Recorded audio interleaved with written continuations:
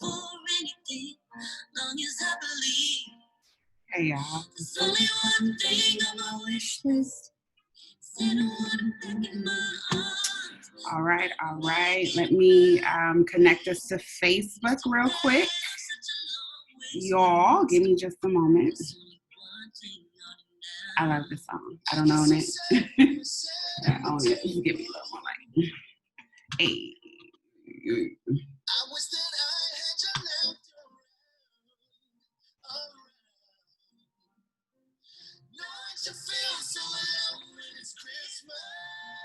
This is such a beautiful song.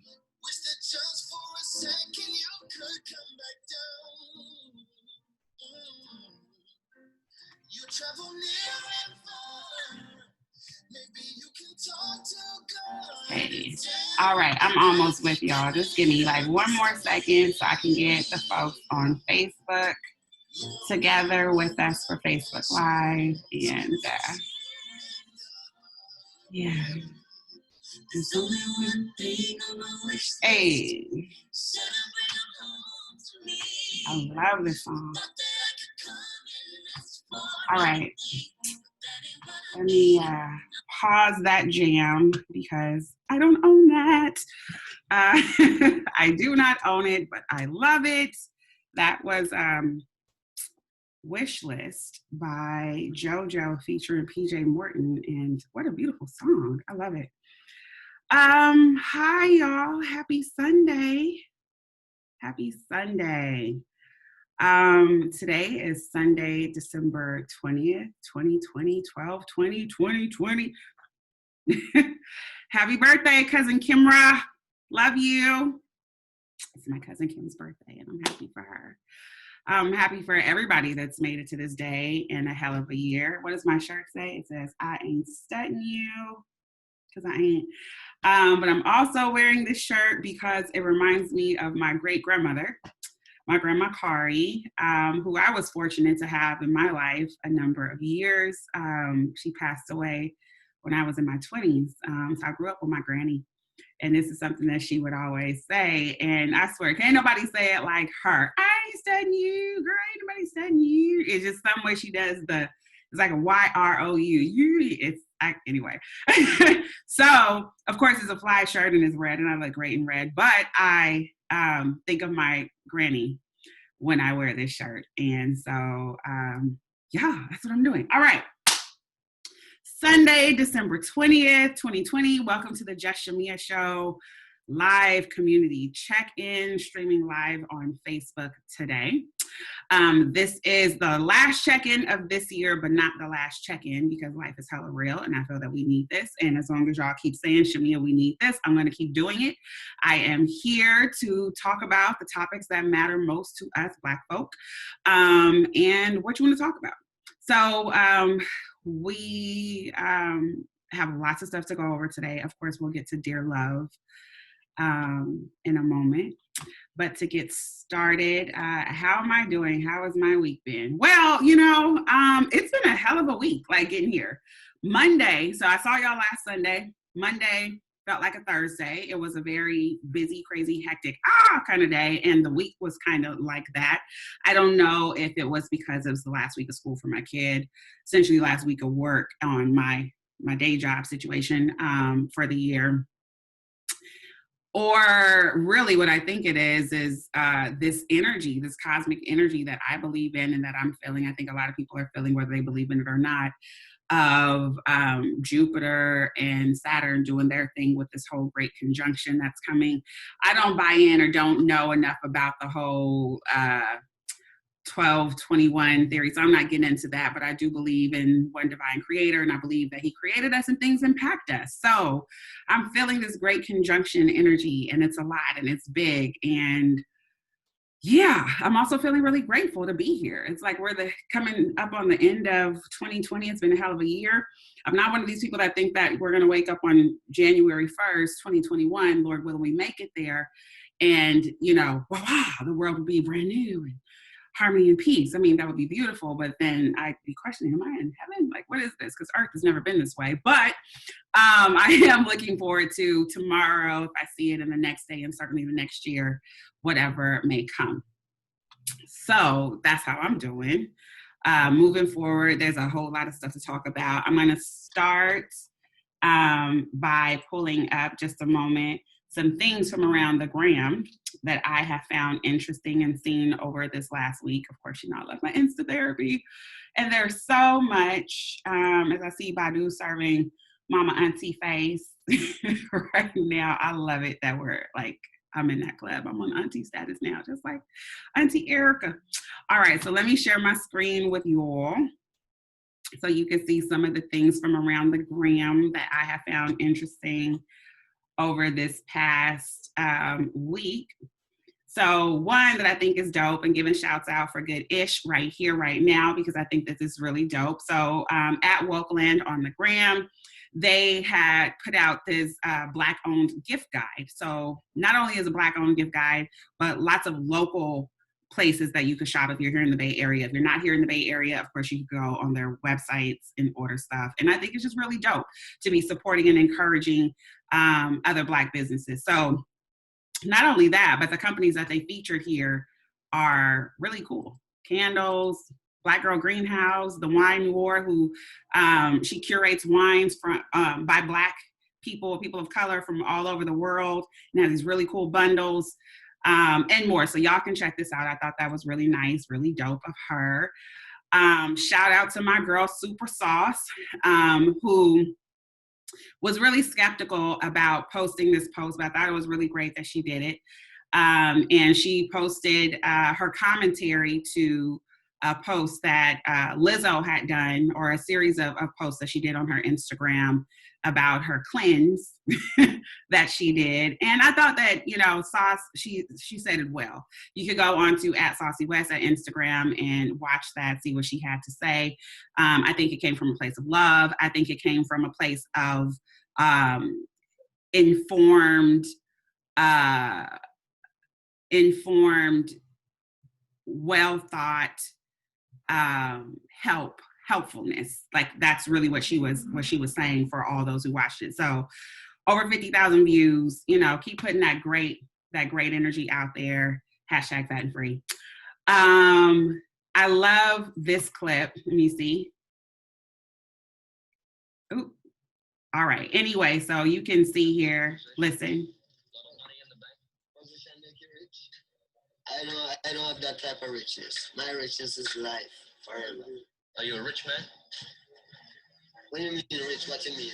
You have a lot of possessions, a lot of money in the bank. Position make you rich? I don't have that type of richness. So this was impactful. So this was posted by @Game Toronto New Black News. Okay, that was a lot. What I love about this, so obviously hearing from the GOAT, Bob Marley, but he said some real stuff in here. This man asked, if he's rich, and then he's talking about, do you have a lot of possessions? Because Bob Marley's asking, how do you define rich? And he's like, possessions make you rich. And as Black folks, this is what we need to be reminded of. Whose standards are you chasing? Who sets the bar for you, right? And my mother always taught me about riches being, having life, having good health, having family, having a roof over your head, like the things around you, how you consider yourself rich, right? And so don't be chasing some standard that, only a few percent and a fewer percent of that few percent of us attain. So, it's not about stuff that you can't take with you. Enjoy your life every day. So anyway, I thought that was really dope. Love that on the gram. This is a great reminder for us as well. Some of us are building from scratch. No inheritance, no connections, no backups, just blood, sweat, and skills. My sis, Agie's Rena, again, coming with it. And that's the truth.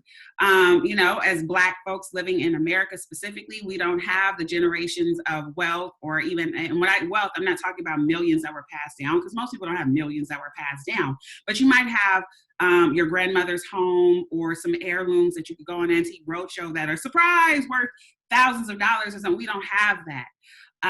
Or even if our family did own something, things aren't always deeded down, and we get caught up into community property and all these different things. And so we have to start from the bottom. So shout out to those. You could read more about this. There's so much more I could say just on this topic, but it's just really good, thought-provoking, and so on point, that message. Love that. just a couple more for y'all. Some of these things that y'all see on here, of course, we're going to talk about. Shout out to Tank and the Bangers. Love them. Shout out to my girl, Whitney Austin, who's an artist, and she's super dope. And if y'all follow her at Whitney Austin, beautiful Black woman who paints beautiful Black art. You see, this is Queen, the word Queen, like written all into this piece. So zoomed out, it looks like this and it's phenomenal, but there's textures and layers, and I love art, and she's dope. So check that out. This one I love by the cuz at Kimra Lizette, who's also a wonderful author. You can find her books and her writings on Amazon. And again, she's the birthday girl. Shout out to the birthday girl. I love this. She said, unfuck yourself. Be who you were before all that stuff happened that diminished your fucking shine. Well, if that wasn't a word that spoke to my soul, and I think speaks to a lot of people, because, you know, sometimes we just need a reminder. Be you, do you. You were great before, you're still great now. And shake that off, whatever that is. So I love that. There's so much more. This one I saw this morning, posted by at Black Story 1619. They post lots of beautiful images from Black history and greatness, and I love this. And this one is a photo captured somewhere in the early 1900s of a Sunday morning service.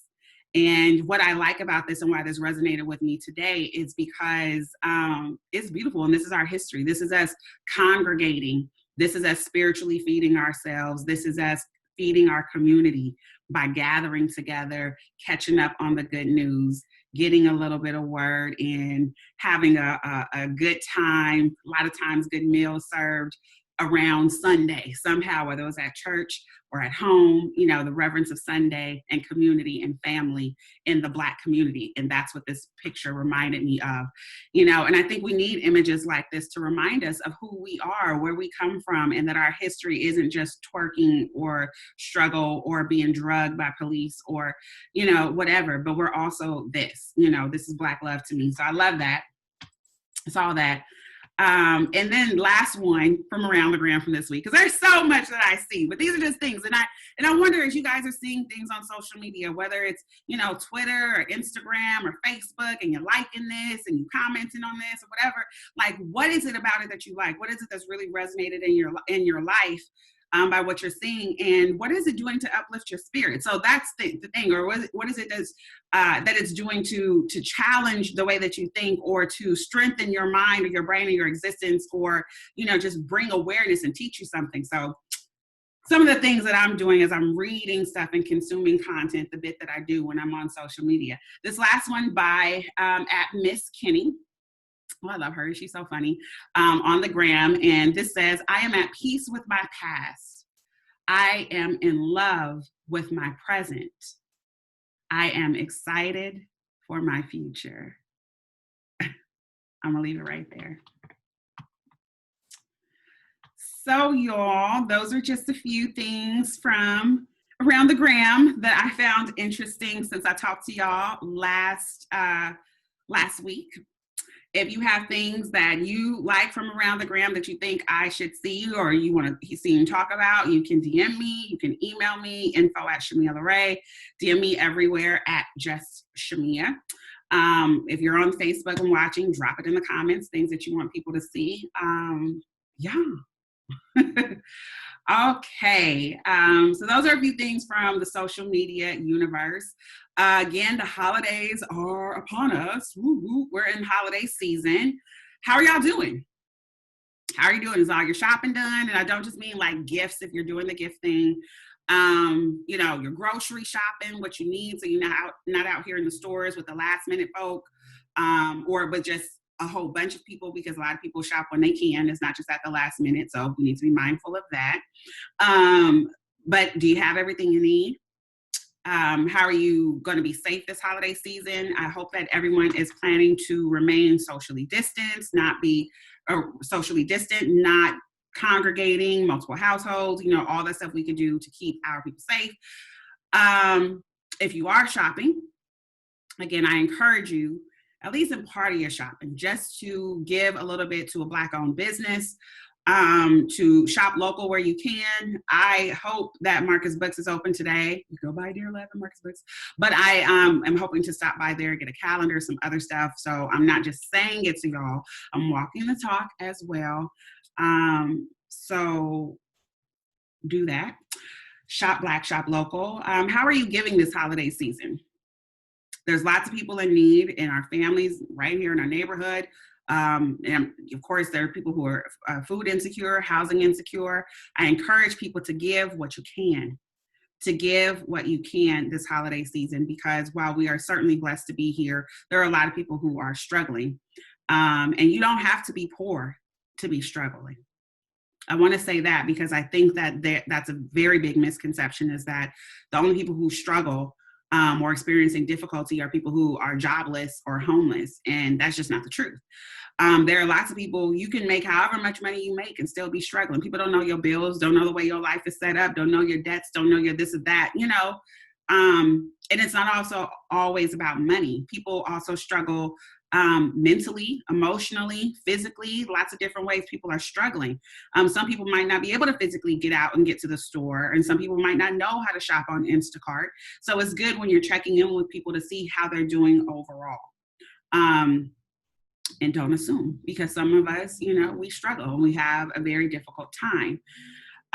Even we talked last week about mental health and the importance of checking in with yourself and doing an inventory on how am I doing? How am I feeling? What's going on with me? Am I okay? And it's important to do that. It's also important to check on your loved ones, your friends, colleagues. A lot of people, like I said, are going through at this time of year. Generally, this could be a very difficult time of year, but with COVID, with, being Black in racist America and the world, the Great Conjunction. I mean, there's lots of different things that are making this a very challenging time for people. So just check in with folks. I'm also very excited to say, because we do need to continue to talk about and normalize conversations around mental health. It's good. It's important. And I want to let you know that on the next community check-in, which is going to be on Sunday, January 10th, I am going to be joined by a very special guest. She is a licensed clinical psychologist, Dr. Kathia Walters-Knight, will be joining me at the Just Chamia Show live community check-in. So I want you guys to come. Tell your friends, tell your family, so we can have a very full and fruitful and helpful discussion for our community around mental health with Black folks. Dr. Walters-Knight, her specializations include, and I'm reading this from her bio because I don't want to get it wrong, and I will post her information in the chat in just a moment. But Dr. Walters specializes in victims and survivors of abuse and violent crimes. She specializes in attachment, separation and divorce and reorganization, depression, anxiety, relationships, coping with identity and self-esteem. She works with adults and couples and families in transition or crisis. Like us, y'all, she got us. She got us. I can vouch for her. This is a sister who's been doing so much positive work in and for the Black community. And so she has agreed to join us on the Just Chamia Show at the next live community check-in. I'm going to post her information in the chat on Facebook for those of you there. So those of you watching on YouTube later or anywhere else, her website is www.drwaltersknight, KNIGHT.com. You can find her on Instagram at dr.c.walters or on Facebook, Dr. Walters-Knight Saidi. Okay. So she's going to be joining us to talk about mental health in the Black community. Bring your questions, bring your topics. She's staying for the show. Would love to get her input on some of y'all's love letters. So, keep hashtag Dear Love the movement going. And whatever it is that you want to talk about in terms of mental health, Dr. Walters-Knight will be here on January 10th to have this dialogue with us. So come on down and we can do that. I'm so excited. I'm so excited for that. Oh my God, it's going to be great. So with that said, let's go ahead and talk about this business. let's talk about the business. I am going to share my screen real quick because I want to let y'all see for yourselves the real current numbers with the vid. So as we stand today, we are at 76,699,314 cases of COVID that have been diagnosed in the world, 17,807,491 in the United States. So again, this is from the Johns Hopkins COVID tracker. I have been posting this, sharing this. You can Google it. The interesting thing about this, for those of you who have visited or maybe considering visiting this tracker, there are some tabs at the bottom of the global map. So you see like, oh my gosh, America's red. And then you see Europe, oh my God, it's exploded compared to like over the last couple of weeks if you've been watching the red dots and how they fill in the world. So these are the cumulative number of cases on this first map when you land on this page. These big, scary numbers, cumulative. But what you can do with these tabs at the bottom of the map is click on where it says active cases. You can see the incident rates, the case fatality ratios, etc. So what I've just clicked on is seeing the number of active cases. And so you see the dot, so how the map has changed and it's a different color. And you see, again, it's popping off in Europe. So we're going to talk about that a little bit more and so on. So cumulatively, this is what it looks like. Number of active cases, again, according to the testing data as they get these updates. This is what we have here. Again, does not account for asymptomatic spread, people who haven't gotten tested. This is just people who have gotten tested and confirmed with the virus. So, want to let you know, so just since last week in the United States, we were at 16.12-ish million cases of COVID in the United States. Now we're at 17.7. So that's a pretty significant increase. It ain't going nowhere, y'all. Like, we keep hearing that. Black population, I encourage you to keep tracking where this is in our Black communities. Keep looking at the statistics. It's crazy in the Hispanic community as well. I mean, the numbers that we're seeing there are horrible. But I'm gonna keep talking about Black folks because I can and I care to let y'all know that we need to be aware of where it is in our community. So you can go to covidtracking.com/race and you can see the tracker there. I keep talking about that one. That's the one that's maintained by the Atlantic. There's several others. And you can see still, even though you see prevalence, like, you know, it's crazy as well in the Hispanic community, but we are dying faster and more from COVID than any other ethnicity in the United States. So we need to be aware of that. We need to keep that in mind as we're considering, oh, I'm just gonna go over to my sister's house, or oh, I'm just gonna do this real quick, or I'm just gonna run out real fast, or oh, I'm gonna wear my mask down here, but not over, you know, everything. We need to be aware of the impact on our community. So that's why I keep talking about it, and I'm gonna keep talking about it, because what's bigger than a global pandemic that's affected millions, you know, close to 100 million in the world, and is still growing. All right, so it's real out here. Other COVID news, y'all. Wow, it's been an interesting week. Vaccines have been rolled out in the country. This week in the United States, continues to get rolled out in different places in the world. I'm gonna come back and talk about vaccines in a minute. Because before I talk about vaccines, I want to talk about some stuff that's popping off with this virus, mainly the mutations that are happening that you see in different places in the world. I believe last week, and I'm posting some links for y'all and watching on Facebook right now, because again, I believe in arming yourself with information. And then I'm going to talk about it for those of you who are going to be watching later on YouTube, or, you know, however you watch or get this shared to you watching later on Facebook, etc. So I'm just posting 3 links in to the chat real quick on Facebook, and then we're going to talk about this.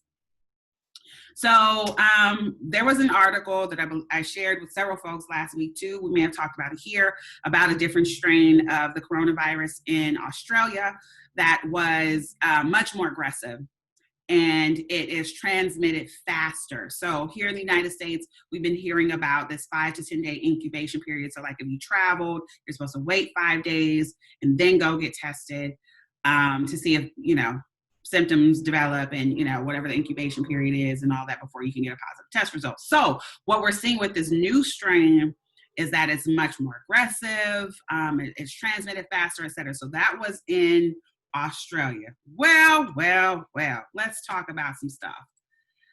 So first, and let me share my screen with you. So this first article is from CNBC, and there's a couple of things out of here that I'm going to read to you for emphasis. So the UK has identified a new COVID-19 strain that spreads more quickly. Here's what they know. Okay, so I'm going to get down. I'm not going to read the highlights up there. So here's where we're starting. England's top medical officer on Saturday announced that the UK has identified a new variant of the coronavirus that can spread more quickly than prior strains of the virus, leading Prime Minister Boris Johnson to basically put more restrictions out there. Okay, we're learning as we go, but we already know enough, more than enough, to be sure that we must act now. And so they're shutting stuff down. When the virus changes its method of attack, we must change our method of defense. And then they get into talking about, how many cases they have. Now it's thought that the new strain could be up to 70% more transmissible than the original strain of the disease, Johnson said on Saturday, adding that it appears to be driving the rapid spread of infections. Okay, so that's one article. I'm going to hop over to an article called "The UK COVID-19 Strain May Just Be the Tip of the Iceberg." This is from the Jerusalem Post, and I'm going to hop down and just tell you a few things from this piece. Let me just check real quick. I believe on Facebook you guys can see this. I know that there's a little bit of a delay, but I want to make sure. I'm hoping that this is what you guys are seeing right now on the Jerusalem Post. Okay. So, according to this article, so we talked about, Johnson said that the new strain was up to 70% more transmissible than the original virus, leading him to rethink Britain's planned easing of restrictions for the holiday. All right, so we know about that. While it has not yet been definitively proven that the strain is more infectious, Maureen Gillian, who is this doctor at this institute I'll tell you about later. The numbers Johnson presented on Saturday were a projection based on the data that shows a recent rise of infections in areas where the specific mutation was found. Mutations in viruses are nothing new. Neither are they new to COVID-19. There's been more than 1,000 known mutations so far. Okay, here we go. Both the new UK variant and the Danish variant, which recently resulted in a mass culling of minks in the country. So this happened, I want to say October, November, made changes to the virus spike protein, though Maureen Gilad said the two are otherwise unrelated. Okay, mutations that are related to the spike protein can affect the dynamics of the disease, seeing as it is a deciding factor in the infection process. For example, the mutation might affect the ways in which the virus connects with cells in the respiratory system. Okay. Further down in here, they talk about testing, and they talk about while the new mutation could potentially affect the effectiveness of a vaccine, COVID-19's rate of mutation, around one mutation every 2 weeks, according to indicates that a process like this could likely take years. Well, anyway, what I wanted to highlight here is while the new mutation could potentially affect the effectiveness of the COVID-19 vaccine. Wow. Wow. I think it's important to pause and to be aware of this because, we can't get caught up living in a bubble and just looking at what's happening in front of us. We have to look at what's happening all around us. And I mean, all around the world with this virus, because what's happening in 1 week in one place can be happening a couple days later or the next week in another place. So we talked about what was happening in known, this new strain in Australia. I don't know if it's the same one that is now in the UK. But there's some similar characteristics that they're talking about with it being a much more aggressive, more easily transferable version of this virus. And so we need to be aware of that. We need to be aware that this mutation change that they're talking about alters those spike proteins. So if you've seen the picture of the coronavirus cell and it has those little spiky red things on the outside of it, what's saying that it's changing how those form. And then looking at the vaccines that were developed, you know, we have to question the effectiveness of these vaccines on these new strains as well and these new proteins. And I believe that the mRNA versions of the vaccine are supposed to have the body create like a COVID-like protein, spike protein that we can use to defend ourselves or something like that. Anyway, look, the information is there. We need to be aware of it, and it is significant because you also see there's a third article that I posted in here about what happened in Israel with the Danish strain, where you had 3 Israeli citizens travel to Denmark, and this was back in November, so last month, and they came back from Denmark, and so I'll read it to you. So this is also from the Jerusalem Post. The article is titled, "Israelis May Be Infected with New Coronavirus Strain from Denmark Minks." And it says that 3 Israelis who returned from Denmark were confirmed as being infected with the novel coronavirus, may have been infected with the new strain discovered recently among the minks in the Scandinavian country. Denmark then killed all of them. They killed all of the minks. And that's pretty significant. So you have to look at things that are happening in the world. Where is it coming from? How is the virus acting? What did the people experience? What's available scientifically? You know, there's just so much to keep track of. I know it's a lot, and the intent is not to overwhelm, but to inform and to educate us, because we're more empowered. You have power when you have information. So that's what I'm just encouraging you all to. Don't just look at one source of information being American media, one source of information being social media, one source of information being what your homie said. We need to look at multiple sources of information. Not saying that any one of those is false or correct, but there's more information available to you that might impact your decision and how you're moving. And we need to know this. People are flying all over the place. I see us flying all over the place. I had people texting me this week talking about, hey, you want to go to Costa Rica in a couple months? Or, hey, look at, you know, and generally I do. I mean, who loves to travel more than Chamia LaRae? Like, nobody. But I'm in the house. It's COVID, y'all. And just as easily as you can fly somewhere, you can fly home and bring something with you that you didn't even know that you had. And that other thing that you can bring with you might be a new strain of COVID that's more transmissible, that looks, you know, to be less severe in terms of the symptoms, which is not necessarily a good thing. Just because you don't have symptoms doesn't mean that it's not doing things to your body. Doesn't mean that it's not transferable, and that the person that you transfer it to might not have symptoms that you didn't have. So we really need to sit down somewhere, y'all, for real. Just be still, be easy. I know the prices are great. I know it's an opportunity to do some once in a lifetime shit because ain't nobody on the planes or ain't nobody there for the very low, but everything ain't worth that very low price, because you could pay a very high price on the tail end, and your community could, your family could. I know people who are personally affected by COVID, who are sick right now with COVID. So we have to take it seriously. And another thing that I'll say, and I'm gonna talk about vaccine stuff too, because there's a little bit more on that. But there are people who are processing this differently. And I think that we need to be reminded to have room. You gotta leave a little bit of room for people to process this COVID shit a little bit differently than you. Some people might not want to see other people at all. Some people might just want to be up in their house. Some people can't do that. Mentally, they feel trapped. And so they feel like they have to be out. Yeah, they in the stores too much. They in the stores every week, whatever.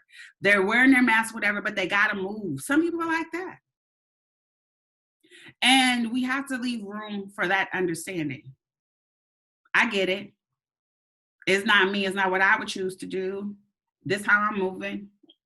I just want you to have information, be safe. You are all right, cool.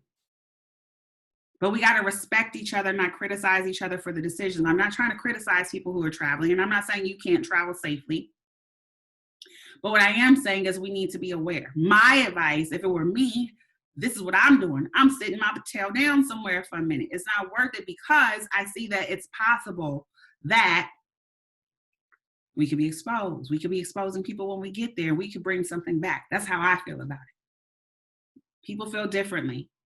And so I just want to be clear. I'm not admonishing people who are, doing something different. I have room for people to do something different because those are, y'all live your lives. But I want you to have information. We need to have information. And I do believe what's best is staying put and wearing your mask, right? Wearing your mask when you're out and about, limiting your risk of exposure. I do believe that is best. That's what we should do. I'm opening up a brand new one. Look.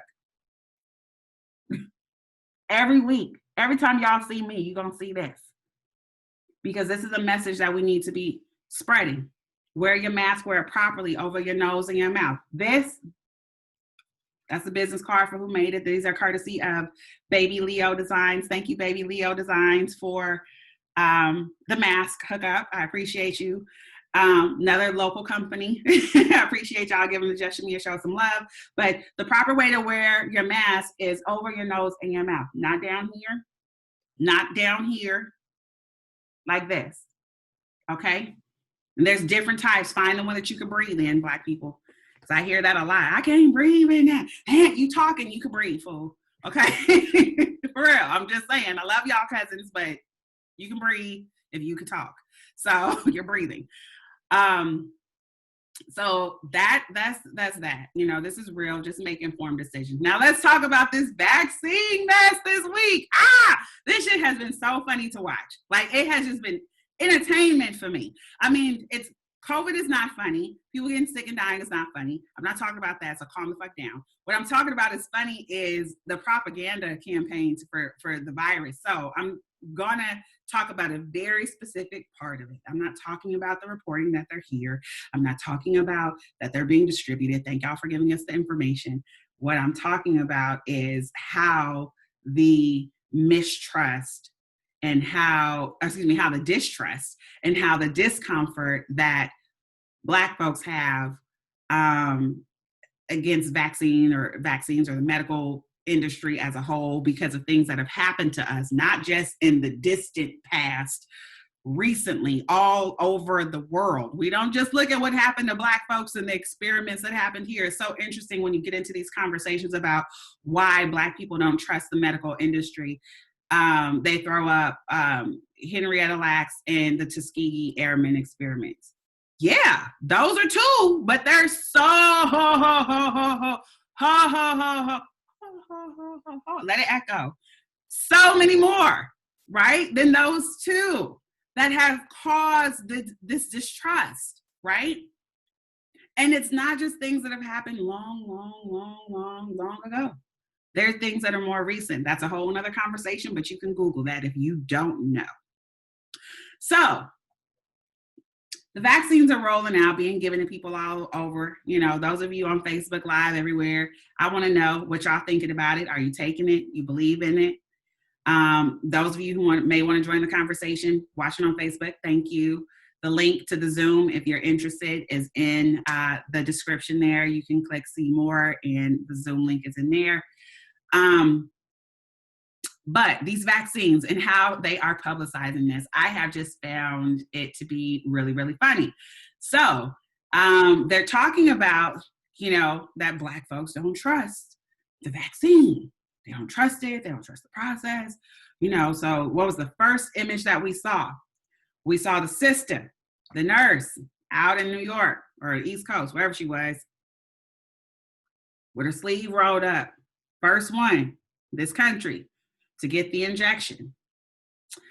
We saw the day after, and well, the day of and day after, all the people interviewing her. She went on a little press tour. Oh, I took it. It didn't hurt. I feel fine. No side effects. I'm good.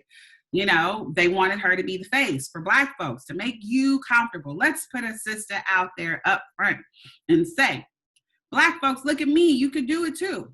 It's safe and it's fine. And maybe it is for some people. Maybe it is. And maybe we do need to see images of us taking the vaccine. The other thing that they did was they had Dr. Fauci endorse this sister as, she was critical to the discovery of the vaccine, discovery and development of the vaccine. And you Google her name and, everywhere it's Dr. Fauci says this sister did it. Dr. Fauci said this sister was critical. Dr. Fauci, y'all could go find the article yourselves. So they're parading these Black women out there to encourage Black people to be safe and trust in the safety of the virus. They're putting these images of Black women out there for you to begin to trust the system, to trust the medical community, to trust the science, even though the clinical trials are ongoing, even though we don't have all the data from Pfizer yet, even though we know that the vaccine was given an emergency use authorization and the trials that emergency use authorization were based on is still ongoing. But here's this Black woman that helped. Here's this Black woman that took the shot. Trust it, y'all. It's okay. It's safe. I just want you to be aware. I just want you to be aware. And I hope that some people who aren't Black watch this. I hope that some media strategists, some communications specialists that work for these hospitals, that work in the government, whomever, that they watch this. Because this is what I do also for a living. And while there might be a lane for that and those types of communications and images, right? Y'all got to do better than that. You got to do better. You need a sustained engagement campaign that's on the ground within the communities, asking them about what our issues are, asking about what do we need to see in order to engage more with the healthcare industry. We might not never trust, and I said it just like that, we might not never trust their healthcare system, their healthcare community, but we know that we will have to engage with it. So what can allow us to do so meaningfully to us in a way that benefits us in our health? Those are the questions you should be asking. And for those communicators and those, policymakers and the decision makers who are putting those campaigns together, I need you to know that a lot of us are smarter than that. You saw the response. I read the comments everywhere. News articles, videos, social media posts. Black folks is like, nah, B, nah. Not all. Some people are. I know people who are taking it. One of my parents have said that they're going to take it. I'm like, okay, I don't agree with that. I won't be doing it, but your choice, right? So some people will be taking it, but I just need you guys to treat us like the intellectuals that we are. Don't just do that. And then in addition to that, because, I use the word propaganda because that's what it is. That's what it is. And we need to be aware of it. They're trying to get people to buy into this vaccine, to buy in and trust this. They done invested and gave these companies all this money. The government bought these doses. We need to get herd immunity. And I hope that the vaccine works. I don't want y'all to get it twisted. I hope that it works. I hope COVID can end and go away. I hope that nobody else gets it. I hope that nobody else dies from it. I hope the people that I know recover from it fully. That's what I really hope. Okay? So I'm not someone who just doesn't believe and is out here naysaying and da-da-da-da. No, I want the best. health, especially for my people. But I want us to be informed about what we're getting into. And I also want us to be aware and conscious of what we're being served. And what we was being served with this trail, let's put a Black woman out here and, look, y'all, like, that's a plan. Here's another plan. Let me share my screen with y'all real quick. I saw this morning, thought this was hilarious. All right.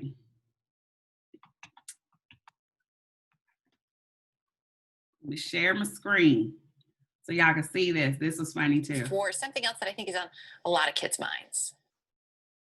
Elma's friend has a question about Santa Claus. How did Santa get the vaccine? And is it safe for him to go in the house? How can Santa Claus I don't own this safely give out footage presents with COVID-19 spreading everywhere? CNN How did can he do this. it? Will Santa still be able to visit me in coronavirus this season? They put the What babies if out he there. can't go to anyone's house or near his reindeer? Listen to Well, Fauci. I have to say I took care of that for you because I was worried that you'd all be upset. So what I did a little while ago, I took a trip up there to the North Pole. I went there and I vaccinated Santa Claus myself. I measured his level of immunity and he is good to go. He can come down the chimney. He can leave the presents. He can leave.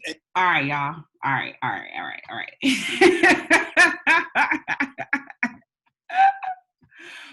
I thought this shit was hilarious, yo. Like, okay.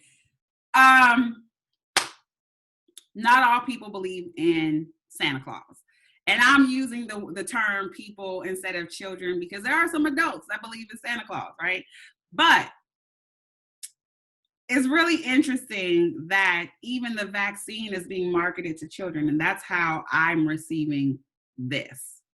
That we're marketing belief in the vaccine to the children as well. And maybe that's something that they have to do because children may eventually have to get inoculated, although it's the parent's choice, but they would have to get inoculated, although there have been no clinical trials yet with these vaccines in children. So I thought it's really funny that they used Elmo and Sesame Street. And again, Dr. Fauci, to tell you and your children it's safe. And then the children had questions. Let's keep it on the base level. The children had questions and they wanted to know, is Santa safe? Is it safe for Santa to come to my house? It's COVID. Smart question for the children who believe in that. Smart question. I think it's a great question for the kids. And they could have just said, yes, it's completely safe. Santa is one of the very special people, one of the few people in the entire universe that's immune to viruses and disease. He's immortal. He's lived for generations and generations and generations, because that's how long they've been keeping this Santa thing going, right? They could have said that, but they didn't. What did they say? They said, sell this vaccine. So, what do y'all think about that? How do you feel about it? Am I overthinking it? Am I tripping? I don't think so. I disagree. I think it's a plan. I think it's part of the system to get people to buy into this, to get people to take it, to just sell the vaccine. Wow. Wow, y'all. Love to hear your thoughts. Share them as you have them. But it's real. I will drop that into the comments for Facebook as well. Some people may not have seen that. So you guys can go, for those of you watching on YouTube later, that was on CNN. So you could Google this stuff, like any of this stuff. Doing my research, and it's out there. And CNN is the source that I put this, but I know you can find it on multiple other sites as well. This video with Dr. Fauci saying that he gave Santa the vaccine. So, it is funny, right? It's also sad. It's a lot of things. It's a lot of things, but y'all just be aware. Just be aware. All right. Pivot to talking about us. Racism in America, because it's real and it's every day.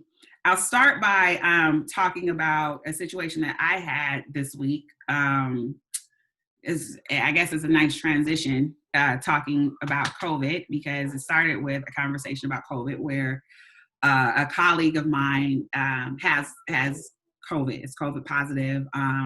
It's having like really bad symptoms. It's been out for a little bit. And so I was checking in. I had to unfortunately reach out about a business issue, but also wanted to check and see how this person was doing. So I did that, reached out, day before, hey, checking on you, how you doing, scheduled time for us to connect the next day. And we were doing this via text. And so, I'm like, how you doing? This person's telling me, how they're doing, and it's been rough and all this, right? I reached out about this business thing. I hate to do it, blah, blah, blah. So the person responds to me, and I'll read it to you verbatim so that hopefully you get it. Hopefully you get it. And I was like, yo, this is real. I just got this on my phone. So the response I got back from this person was, you're gonna laugh, ... I can't taste anything, but I know the first thing I want to eat is fried chicken, my Southern comfort roots. 5 crying, laughing emojis. Now, I started by sharing this experience with you by saying that it was a colleague of mine. I didn't say one of my homies at work. I didn't say a friend. And yes, it is a white colleague of mine. And we're talking about how severely ill this person is, but we got to do this work thing real quick. This was the purpose of the reach out. This was the context of the conversation. And so this person says, you're going to laugh. Well, what was funny? Not that you can't taste anything. That's not funny. That you're interested in fried chicken, and fried chicken is Southern. And that's funny to me. Why? And I thought it was interesting because given what's going on, given who you are, who we are, given what our dialogue was, I just thought it was weird. And I knew what it was. And you have to consider your audience and who the F you talking to. So I have this white colleague reaching out to me. It's not funny that you're horribly sick with COVID. It's not funny that you can't taste anything. It's not funny that you have a craving for some fried chicken and you telling a Black woman this. And I'm supposed to laugh about that. I sure want some Southern fried chicken. The fuck? Like, really? That's how I read that. And I addressed it. But look, I'm addressing it, not gonna read somebody completely while they sick, literally sick and laid up with COVID. But come on, dog. This is like that mess that we constantly have to deal with. Even on their sick bed, they still coming with that foolishness. They want some fried chicken and a watermelon smoothie to wash it down with. And I need you to know your place. Speaking of knowing your place, I am going to share for y'all. And thank you, Bo, for putting in here. He says some African countries are not getting involved with the vaccine, using other alternatives like natural herbs to treat COVID. I've heard that. Some of the island and African folks that I know have been using Artemisia and different things. Again, there is no cure for COVID, but things to keep us healthy and to strengthen our immune system. We have been doing that. That's real. So I just posted an article in here about this one brother who, and let me get this up on the screen so I can share with y'all. Just a moment. So this is a brother who is I think he just retired or something like that. He was a police officer, and he comes from a family of police officers. His wife is a cop. I think his mother-in-law is a cop. Several relatives of his are cops. Okay, so this Kansas deputy supposedly ran over a Black man. Problem.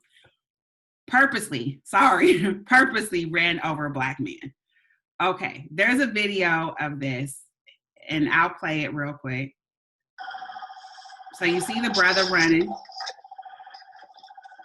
just running in an open field.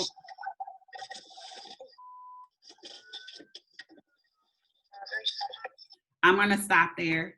That was graphic. I should have given you the warning first.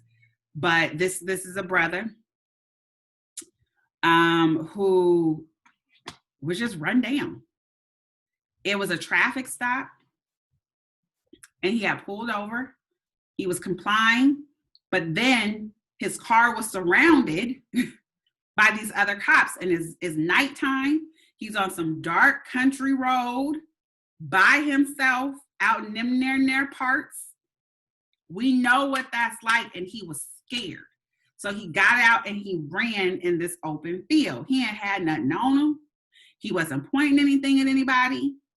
He was scared on this dark country road, surrounded after pulling over, complying. He didn't know what to do. But we know where we living at and what's been going on. And what do these people do? They run him down, run him over. And this is a man who has been a police officer. His wife is a police officer. I believe his mother, like several relatives that are cops as well.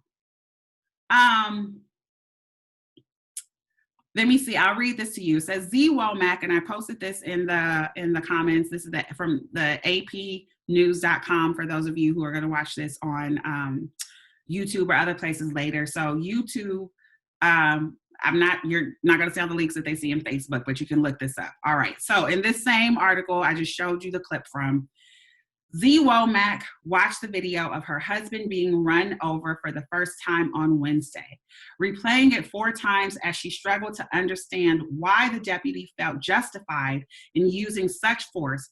Her husband is lucky to be alive, she said. So his mother and his wife are both officers with the Kansas City, Kansas Police Department. His stepfather retired from police work as a sergeant there. 2 aunts are police dispatchers. This man come from a policeman. He was a police officer. His wife. And she's like, why would they do that? Just run him over. And he's just in the field, and you run somebody over with your car. You hit them and run them over with your car because he's running. You use deadly force. Somebody that's shirtless running in an open field in the dark at night, and this is what y'all do? So this happened. Why do you keep talking about this stuff, Chamia? Because we need to know. And because the people that I talk to and I engage with in the world who aren't just Black folks need to know. It isn't just when there's a murder that gets a hashtag that gets enough media attention and swirl that we need to pay attention to what's happening to Black folks. It's every single day. Stuff happens to us every single day. We encounter racism all the time. We live in a racist society under a racist construct. So that's something we have to deal with constantly. So I bring it so that they're aware and so that we're aware too. Don't forget, don't get comfortable. Don't forget and don't get comfortable. This is how we're all treated. You know, it matters. That happened. This, I saw this posted today. It's a lot of places circulating on the gram right now. Let me post this into the comments for those of you who are on Facebook watching. I'm going to pull it up and share my screen as well. There's stuff that happens every day. Black men, women, and children harassed, beaten, arrested, thrown in jail, unjustly, murdered, asked at work, and talked about fried chicken, this and that. We deal with all kind of little racist shit all the time. subject to it and told to keep going. All right, let me share my screen. This happened. So this happened. I'm keep saying that because it's true. So this happened in Virginia Beach. Snap. Let me rewind it. Hold up. So this brother is out with his family eating some food, Virginia Beach. All right. What did he do? We just got family. But he did nothing. Y'all got the wrong person. We don't even have a black truck. A black truck, bro? We don't have a black truck. We just came to the mall. Few things happening in this video I'm gonna get to. Okay, but don't snap. But what did he do? You lucky that these cuffs on. Babe, don't snap. It's fine. Okay, more. We were a fucking kid. You don't do that. That is so, you know what's going on in the fucking world today. We were our fucking kids. We don't do nothing. We stay in the house. We didn't do nothing. Do you know how embarrassing that is? You can't fucking. It is the wrong person with our fucking kids. Please, Jamar, let him take them off. Just let him take them off. Arrest me while I'm eating no words. Listen to this. No, ain't no explaining. You're free to go, and I would like You're free to go. All right, y'all. Let's break this down. Thank you, Uncle DL, for posting this. There's several other people who have posted this on Instagram this morning as well. What we have, Bo says New World Order being introduced. Well, this shit ain't new. This shit has been happening, Bo. It has been happening, and we've been living under this for years, but possibly there's some new things coming. A lot of things are going to be new and different after COVID as well. But what we have happening in this video, you have this brother and his family. So you heard his woman, his children are there. They sitting down eating. This is a time of COVID. You see the brother had his mask just pulled down because they were actively eating. You saw people in the background with all their masks on and stuff like that. So they're sitting with their family enjoying a meal. And the police come over with no explanation and handcuff the brother because he fits the description of someone that they were looking for. While they were still in the restaurant, you heard them saying, "You got the wrong person, yo." And they talk about, we look for somebody, they have this kind of vehicle. They're like, "We don't have that kind of vehicle. We don't, that's not us." And it wasn't until later where they done handcuffed the man, taking him out in front of his woman and his children and everybody else. And they outside and they talk about, "Oh, well, we might have the wrong person." You're like, the F you mean you might have the wrong person? You got the wrong person. They say you're free to go. Free to go after you done already damaged my children by having to see their father handcuffed, unfairly drug out in the middle of the meal, the family meal, humiliated this person. Now you just free to go? It's psychological warfare in addition to the physical warfare and damage being done to us and our families. So this just happened.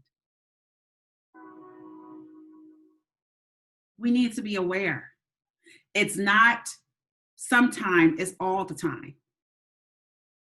This is our Black experience. Now, there's lots of other things with our Black experience too, but we can't let these things slide when they happen. So what happens to the officers here? Oh, just made a mistake. No, that's not enough. We deserve more. The children who were there deserve more. That man and his woman deserve more. Those Black bystanders around deserve more. Not to mention, let's talk about this because it is COVID, right? And you see this family was, this man, he was wearing his face mask, had it just pulled down because he was eating his meal.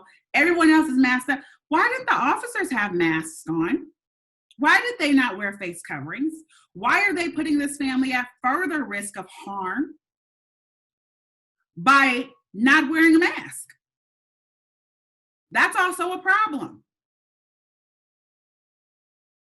Now, I would say, like, between the two, you know what I mean? Like, obviously, it's severe that this innocent person that fit the description out having a meal with his face, you know, this shit is crazy. We need to be aware. I could say so much more about this. I just want to share some things that happened to us. Because we need to know. This next story, I have a couple of different links I'm going to post into the chat here on Facebook. And I am going to just go to one of them for those of you as I'm sharing my screen.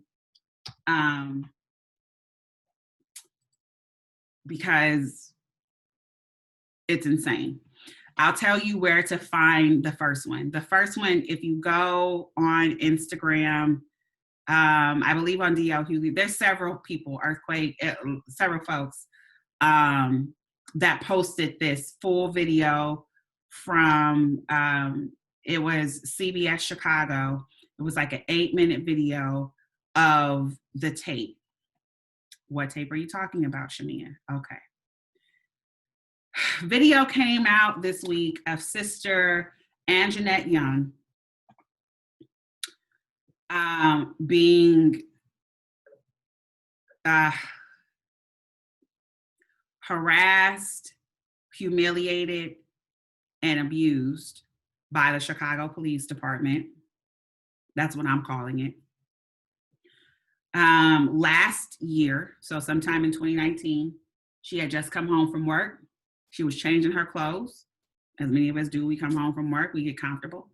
She was naked, butt-ass naked, when the police unjustly and incorrectly bust down her door. Look, for somebody had the wrong place, hold together wrong place. They bust down her door, scare her half to death, handcuff her, butt-ass naked, while you have all these officers in her house searching her place, whatever she is. You watch this video. And I just cried for her. I cried for her because it's horrible. And she's so embarrassed and humiliated, and she's crying. She's telling him, you got the wrong house. You got the wrong person. This is not me. Talk to me. And then they just got her standing there. Then you see them try to put this little jacket on her. Little tiny little jacket. She's naked from head to toe. Little jacket that just slides off because they have her hands cuffed too behind her back. Then somebody eventually gets a blanket and tries to put it on. The blanket keeps opening and falling off, which is just more humiliating. It's a hot ass mess. So that happened. What else happened in this story? What else happened in this story was that, I mean, because that's enough right there. And they were just wrong. And there was some issues with the warrant and how it was obtained and all kinds of, I mean, there's so many levels to this. The mayor of Chicago lied about knowing about this whole thing. And there was a cover-up. They tried to suppress the footage. So I will share my screen real quick. I know I'm rolling. I'm throwing a lot at y'all before the holidays, but I mean, even though it's the holidays, life is real, and it's real for us. So this article that I have pulled up here says, city drops legal action against Anjanette Young's attorney, and they admit to trying to block CBS 2, which is the Chicago station I told y'all about, from broadcasting the story of wrong raid was a mistake, because they tried to block them from telling the truth that the police effed up. That they effed up, bomb rushing the sister's house, breaking her door down. They broke the door down, and just had her standing there humiliated and butt naked with all these people in her house and in her face and questioning her butt naked. Like, it was just so wrong. And they tried to cover it up and block them from telling the story. And the mayor lied and said she didn't know about it. And then she had to come back and apologize. Oh yeah, I did. Y'all.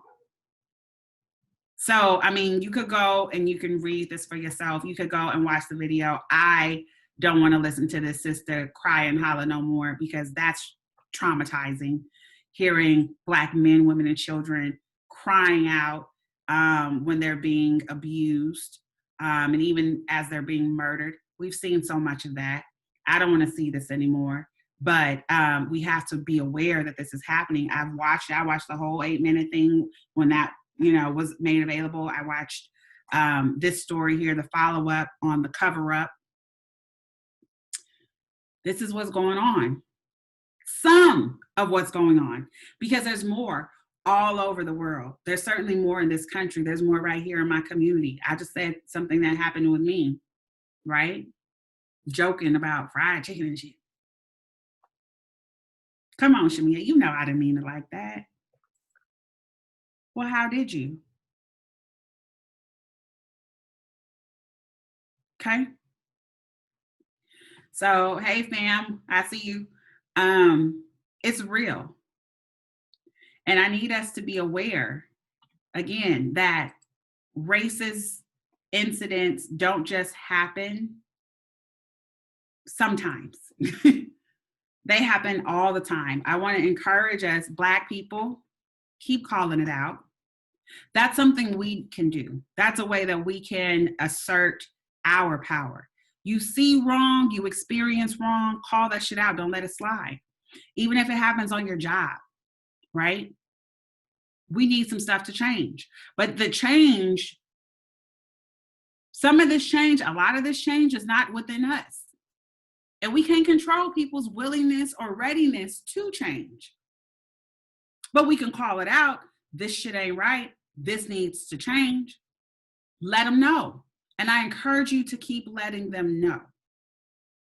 The fact that this sister and her attorney, they tried to say, yo, y'all did this, it was wrong. They tried to cover it up. These officers with this brother and his family out eating, they know they on camera, they seeing all this, oh, my bad, I want to let you go. Why are you sitting there arguing with this man when you know you got the wrong man? You should have been took them cuffs off. That was a problem. You didn't even ask any questions. Just walked up and cuffing somebody? Who does that? That shit is wrong. Keep recording, keep posting, keep calling them out. More importantly, keep holding them accountable. You deserve compensation. We keep talking about this. I keep asking, what does justice look like? What does justice look like for you if you've been wronged? In those situations when you've been wronged, what does justice look like for you? What does justice look like for the family of Oscar Grant? What does justice look like for the family of Sandra Bland? What does justice look like for the family of Kwan Bobby Charles? What does justice look like for this sister, Anjanette Young? What does justice look like for the family of Casey Benjamin? What does justice look like for me on my work, in my workplace, when I'm hearing and receiving racist commentary all the time?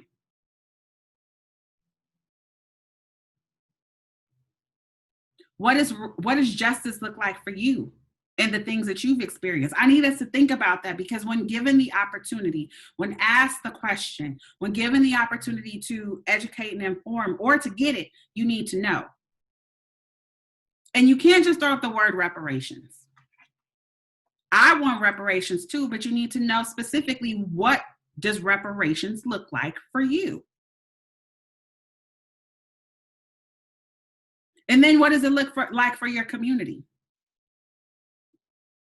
We need to be able to speak specifically about things that are happening to us and what we want to see as a result. And then in terms of action, what can we do? We can call it out when it happens. Don't let that shit slide. And then take our power in vocalizing, and then us doing what we can do for us. Think about that. Those are just a few things this week, a few. And there's more, always more, right? So again, Black folks, keep calling it out. More importantly, I want you to remember who you are, remember who we are, and act accordingly. All of our existence is not struggle. We come from greatness. And I don't just mean historically and ancients and the ancestors, and I believe in that too, and that's wonderful. But even to be where we are, like my mom, my aunties, my cousins are great. My grandmother, my granny that I told you about, I'm sporting the I ain't setting you because my granny used to always say this: smart, capable, strong, resourceful, successful women. Well, how are you determining success? This one didn't even finish school. This one didn't do that. Whose bar am I comparing their success or holding their success to? Not yours. I'm proud of the strength that I'm surrounded by. And I encourage all to be proud of and to proudly wear that stuff, that good Black magic that we're given. Be proud of that. Walk in that. Yeah, we experience this stuff, this mess, this tragedy, this trauma, but we're great. We've been great. We still great. We gonna be great. All right. So,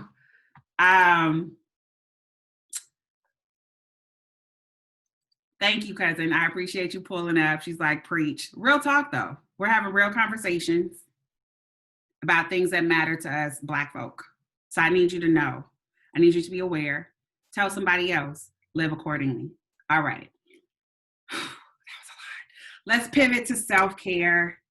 What did y'all do for self-care this week? What are you doing for self-care today? For me, self-care this week looked like letting my scalp breathe, because that's important to do. Let your skin breathe. Let your scalp breathe sometimes. Wash it, condition it, let it air out. Don't put nothing on it. Letting it breathe and you breathing with it. I did that. I've done lots of meditation this week, which has felt great. I've done some therapy. So crystal therapy, because y'all know about that life. Music therapy, art therapy this week, painting some pictures with my little love drop. And even professional therapy, because I believe in that. We need to do more of that. Again, we're going to talk more about mental health on the 10th when I'm joined by Dr. Kathia Walters-Knight. So pull up with your mental health questions, because that's coming. So that's some of what I did. And even with my music therapy. So what did I listen to? Because a lot of y'all, we engage and we talk about, we share music, and music is absolutely therapeutic, especially our good soul music. And there's so much good soul music that we make. So 3 songs that I've been listening to just like in the last day. One is Hear My Cry, O Lord by Marvia Providence. So it's from the Reggae Sunday Service album. It's jamming. And you hear the title and you might think, oh my Lord. But I'm like, it's jamming. Like it's listen to that. So that's one. Make Me a Believer by Kirk Whalum with Layla Hathaway. That's from the album The Gospel According to Jazz. Oh, love that whole album. Period. And then Wish List. So I don't know who JoJo is, but I saw PJ Morgan was on it and I love him. But anyway, but I like this song. And it's JoJo's song. I done gave it to PJ. But it's not his, it's JoJo's song. And it's called Wish List. And it's a beautiful little song, perfect for the holidays and everything. I'm like, oh, this is so nice. So those are 3 songs that have been part of my music therapy this week. And that's a little bit of what I've been doing for my self-care. And I hope that you all are keeping yours going, because self-care is so important and we need to do that every day. All right. It is that time. It is time for Dear Love, hashtag Dear Love Movement, hashtag Let's Talk About Love. As a reminder, please do keep your love letters, your love questions, your love topics coming in. I'm here for it. I will, of course, respect your privacy. I am not about putting people on blast. So if you included your name, I will not say your name, tell your name. I also will not tell the name of any person or persons that you have mentioned. I'll either change them or leave them out because it doesn't change the story. So reminder about that. Please keep them coming. I appreciate that. I appreciate people who want a response right now. It's like, I don't want to wait for the show. Let's talk about that. Okay, well, we could do that too. Because, you know, love is beautiful. We should be talking about it every single day. So keep them coming. Here we go. Hey, Mr. O'Neill, I see you. Thank you for pulling up and supporting the Just Chamia Show, former guest. Okay. So our first one says, Dear Chamia, my sister and I don't really get along. Since our mother passed about 8 years ago, we don't really call each other and we only see each other about once a year, if that. My sister has reached out a couple times recently wanting to talk and reconnect. I don't know if it's because of COVID. She's just she just over there feeling lonely or what? Okay. I don't know if it's because of COVID or if she's just over there feeling lonely or what, but I don't know. I don't really trust it. I don't want to put myself out there and be open to her just for her to fall off as usual. I'm cool keeping things how they are, but what do you think? Signed, Sister, so cool where I'm at. What do y'all think? This is a lot. So I don't want to say that you should just run to her with open arms because it's your sister, because I don't know all of their dynamics. And I do know that you can have relatives who are not your family. It's just a fact. You can absolutely have relatives who are not your family. But it sounds like maybe, and I'm just going with the information that you provided here, it sounds like maybe you and your sister had a good relationship and then you both experienced some sort of trauma around when your mother passed 8 years ago. Because you mentioned that since then, you stopped talking, whatever, and grief can do that. Grief can absolutely do that to people. And I'm not saying that that is what this is. I'm only, again, going with the information that you provided. But here we are today, and your sister is reaching out for some reason to you, extending an olive branch and an opportunity. Well, you are a grown person and you have the right to do what you feel is best for you and your feelings, and your emotional and your mental health. And you do have the right to question her motives and things like that. I would encourage you to have a conversation. I don't think you should ignore her. I think that you should have a conversation. And it is COVID. So, maybe not a face-to-face unless it's a social distance, or you can do it via Zoom or something like that. But have a conversation with her and just see why she's reaching out and how she's doing, how she's feeling, what's going on. And then in that conversation, express yourself and tell her, I was skeptical about, returning your call or your text or seeing you and talking to you because I feel this, or I feel like this is our history. We'll start down this path and then I won't hear from you because you said she falls off, whatever. And it makes me feel this way. And say, I'm here because I'm open, or I'm here because I want to hear you out, or I'm here because I want to let you know, but this is what I would like. Have the conversation and let her know.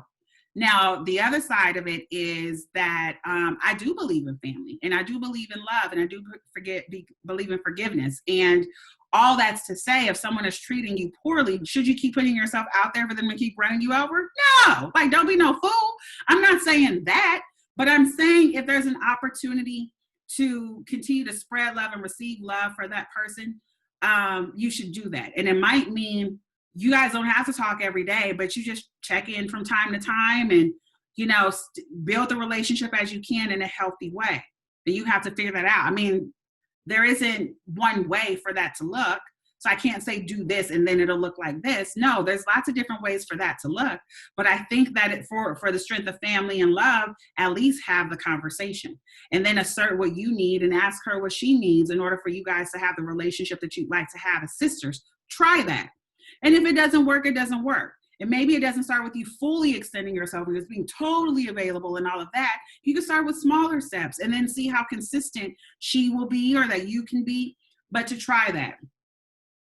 Okay, Mr. Motley says it's okay to engage, but implement boundaries to protect yourself and to keep the relationship healthy. Absolutely. Boundaries are so important. Boundaries are so important. Communicating is important. Communicating how you feel, what you think, what you want, what you need, and yes, where those boundaries are. And then holding to them, even if it's someone that we love. So I hope that helps and that it answers your question. And, write us back and tell us how that worked out with you and your sister. I really do hope that you reconcile and get it together. And that if there is also healing that needs to take place following, the loss of your mother, because I, even within my own family, have experienced changes as matriarchs pass away. You experience some changes. I felt it with my granny. I told you I'm wearing this shirt. I ain't setting you because it reminds me of my granny. When she passed, I felt a big shift in our family, and there was a shift in how we get together, and all of that. Then when my grandmother passed away, there was another major shift. When my Aunt Verna passed away, there was another major shift.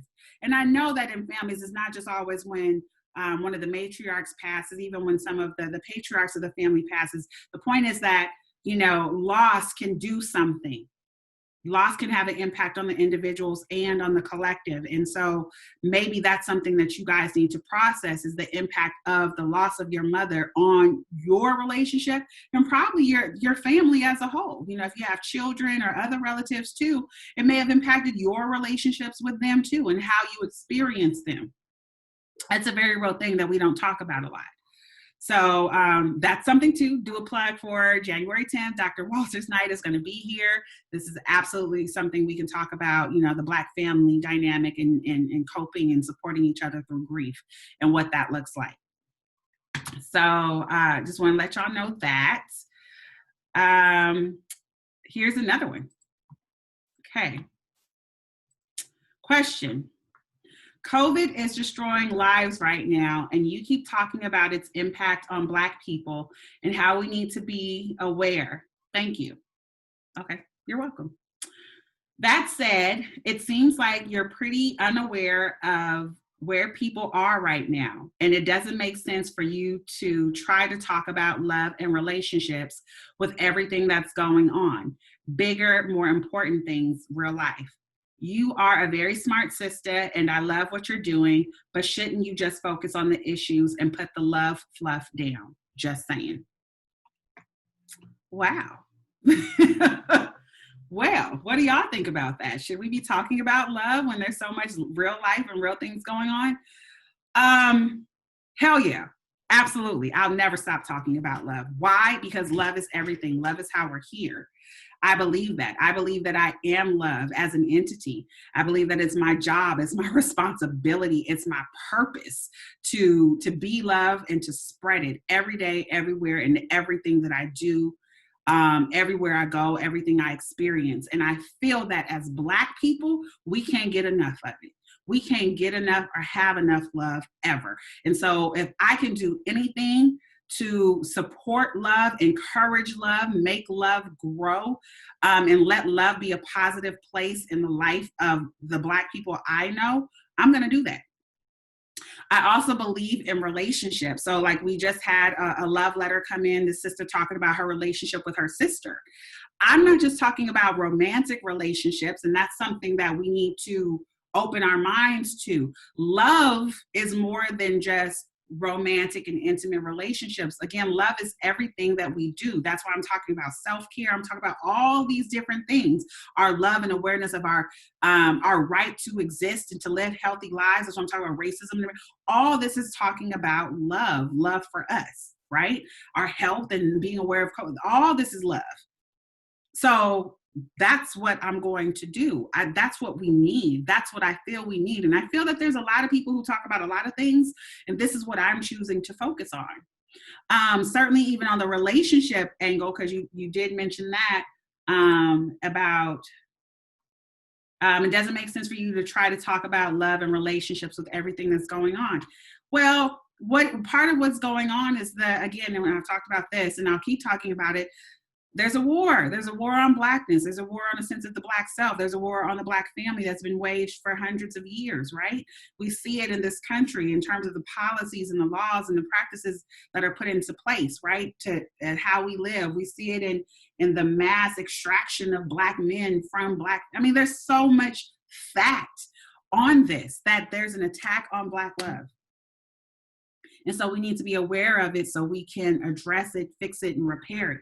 We are not meant to live this way. This is not who we are. This is not our culture. This is not our lineage to be, living with all these single mothers and single families and children growing up confused with these idols of what? Like, no, that's not what we come from. That's not what we are. It might be part of our experience, but it's a part of our experience. It's not all of who we are. No. And so, yeah, I believe that love is possible. I'm talking about now relationship love, right? That fluffy we're talking about. It is possible because we have thousands of years of that. Even in our recent, more recent history, when did you see the big drop off in Black couplehood, outside of when we were separated in slavery and after that? And then, with the Jim Crow laws and the federal assistance programs that said you can't have a man in the house and all this. I mean, there's so much that's been done to us to tear down Black love. We need to be aware so we can start rebuilding it, starting with our sense of self, our images of self, having more compassion for each other, realizing that Black men and Black women need to build ourselves and have more compassion and understanding for each other and the psychological warfare and trauma that each of us is dealing with. And then we can be better together. Then we can build better, stronger families and communities. So I feel that it's a necessity that I talk about Black love. I can't stop, and I won't stop. My diddy bop. So yeah, I mean, I feel that talking about Black love is as critical as talking about COVID, is as critical as talking about racism in America, is as critical as any other health issue that we have to talk about as a community. Black love is something we should be discussing. Thank you. What do we have here in the comments? It's very necessary with all that's going on in the world. Thank you. We need more love and joy. We can never have enough. Thank you. Wow. Yep. Thank you. Yes. All of that. All of that. So I'm here for it. No question as to whatever, please keep them coming. Keep your love letters coming. Keep your love questions coming. Keep your love topics coming. # Dear Love the Movement. # Let's Talk About Love. I'm here for that. Hopefully this person who submitted this question, hopefully you get it. So that's what we're going to do. All right. Now, as I'm pivoting to giving some shout outs for Good-ish, I want to remind you that on Sunday, December 10th is when we'll be back. I'm going to take a break for the holidays. I hope you all take a break for the holidays to rest and refresh. Coming back with another community check-in on Sunday, January 10th, where I will be joined by licensed clinical psychologist, Dr. Kathia Walters-Knight, who will be here to answer all of your mental health questions, topics, bringing in on the Dear Love movement, everything. Like, she is here for it. I'm so excited about that. You can visit her website, her Instagram, her Facebook as well to find out more information between now and then, or to reach out for support if you need it before the holidays, during the holidays. We have resources that can support our Black mental health available right now. Again, her website is drwaltersknight.com. I want to give a couple shout outs real quick. For Good-ish, just some universal shout outs to the Lord for letting us make it to this day. Those of us that are here, it's a real humbling thing to be here on this day. And I'm so grateful because a lot of people didn't make it to December 20th, 2020. I lost some very near and dear loved ones, including my uncle, who was like my father figure. Y'all know I'm still very much mourning his passing. He died earlier this year. There's people passing every single day, and not just from COVID. So the fact that we're here, I'm grateful to God for that. I'm grateful for my ancestors. Again, I keep talking about my granny, who would always say, ain't nobody studying you. Like, for real, like, don't think too bigly, too greatly of yourself, humble that a little bit. And just all the greatness that I come from and that my community comes from. I love my people. I love y'all. Hope we feel it and receive it. So, shout out to the ancestors. And again, shout out to those of you who have made it to this day. However you made it to this day, wherever you are at, our brothers and sisters that are incarcerated, those who are held political prisoner, those who are out on the street, those who are home and struggling, those who are out there working on the front lines, those who are doing distance learning at home, those who are just surviving and making it through, however you making it through. Congratulations, you made it to another day. And I'm proud of you for being here. I'm proud of you for being here because it is a choice to live as we live. Some people choose to take their lives, and I'm proud of you for not doing that. I'm proud of you for being strong even when it's hard. And life is real hard. And so you're doing great by just living. You're living your life is meaningful to me. And so I'm grateful to you, and I'm shouting you out for doing that good thing of breathing as a Black person. And I love you for that. So those are my shout outs for today. I appreciate y'all for watching and supporting the Just Chamia Show. Again, I will be back taking a break from the holidays. I'm going to be back on Sunday, January 10th with Dr. Kathia Walters-Knight. And I look forward to seeing y'all then. Until the next time, be blessed and be a blessing. Love you. Happy holidays.